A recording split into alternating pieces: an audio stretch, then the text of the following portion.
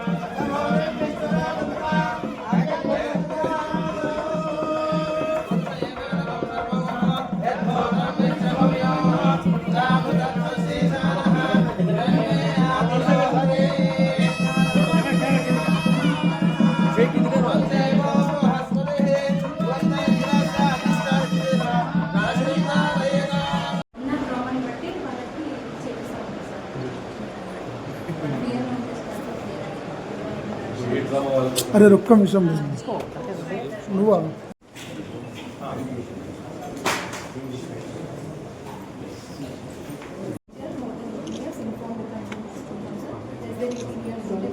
Parent of consent తర్వాత కూడా మనం ఏం ప్రొసీజర్ చేస్తామో తనకు ఎక్స్ప్లెయిన్ చేశాకనే VS pass for examination sir మనం క్లోదింగ్ సీజ్ చేస్తాం సార్.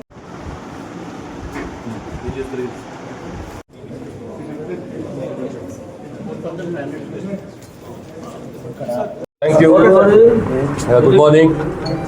ఇక్కడ తెలంగాణలో రాష్ట్రంలో 35th భరోసా సెంటర్ని ఇవాళ ఓపెన్ జరిగింది. ఇంతవరకు వేరే స్టేట్స్లో డిఫరెంట్ డిస్ట్రిక్ట్స్లో ఇవి ఉన్నాయి, 34 ఉన్నాయి. ఇప్పుడు 35th వన్.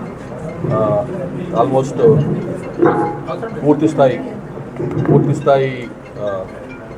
భరోసా సెంటర్కి ఇది ఉంది. ఇందులో మీకు తెలుసు భరోసా సెంటర్ అంటే లాస్ట్ 10 years నుంచి 2015-16 ఆ టైం నుంచి హైదరాబాద్లో మొదట భరోసా సెంటర్ ఓపెన్ చేసినాము.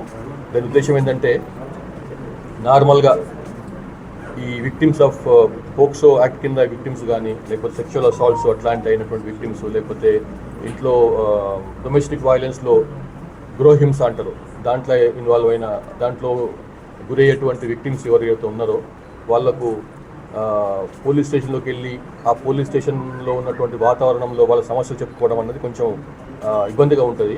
వాళ్ళకు కొన్ని శశవిషయాలు ఉండొచ్చు, కొంత అప్రిహెన్షన్స్ ఉండొచ్చు అక్కడ చెప్పడంలో. అట్లాగే పోలీస్ స్టేషన్ ఉన్నటువంటి వాతావరణం కూడా కొంత వాళ్ళకు ఇంటిమిడేటింగ్గా ఉండొచ్చు.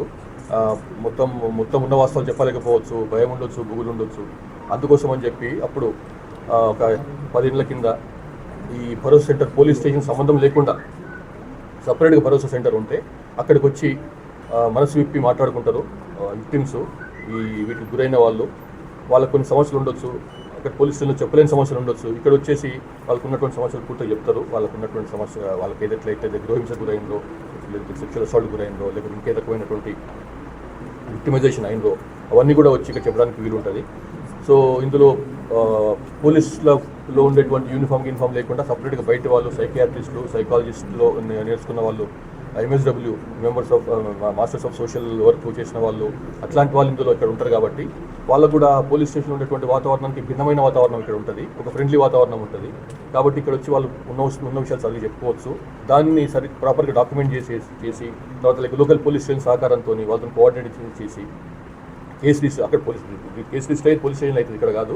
బట్ అది అక్కడ మాత్రమే. తర్వాత దాన్ని మళ్ళీ ఇన్వెస్టిగేషన్లో భాగం ఇన్వెస్టిగేషన్ చేసుకొని తర్వాత ఛార్జ్షీట్ చేసి తర్వాత లాస్ట్ కేసు మొత్తం పూర్తయి కేసులో డిటెక్షన్ కానీ కన్విక్షన్ వచ్చేంత వరకు ఇది ఈ భరోసా సెంటర్ యొక్క పాత్ర ఉంటుంది. కాబట్టి ఇది పోలీస్ స్టేషన్ పాత్ర కంటే కూడా ఇటువంటి క్రైమ్లలో విమెన్స్ రిలేటెడ్ క్రైమ్లలో ఈ భరోసా సెంటర్ యొక్క పాత్ర ఎక్కువ. కాబట్టి ఇది బాగా ప్రచారం పొందింది మన స్టేట్లో. వేరే స్టేట్ వాళ్ళు కూడా వచ్చి ఈ భరోసా సెంటర్ని చూసుకొని వాళ్ళ స్టేట్లో ఎస్టాబ్లిష్ చేసిండ్రు. కాబట్టి ఇది ఒక ఫ్లాగ్షిప్ ప్రోగ్రామ్ లాంటిది తెలంగాణ రాష్ట్రానికి. ఇది గొప్ప ప్రోగ్రామ్. దీంట్లో ఈ భరోసా సెంటర్ ఎస్టాబ్లిష్ చేయడానికి చాలా ముందుకు వచ్చి చాలా పెద్ద ఎత్తున దీనికి కాంట్రిబ్యూట్ చేసినటువంటి భారత్ డైనమిక్స్ లిమిటెడ్ శ్రీనివాసరావు గారికి, అట్లానే బీబీజీ వాళ్ళకు కూడా నా యొక్క మనపూర్వకమైన అభినందనలు పోలీస్ డిపార్ట్మెంట్ నుంచి కూడా, నా తరఫు నుంచి కూడా. Thank you very much.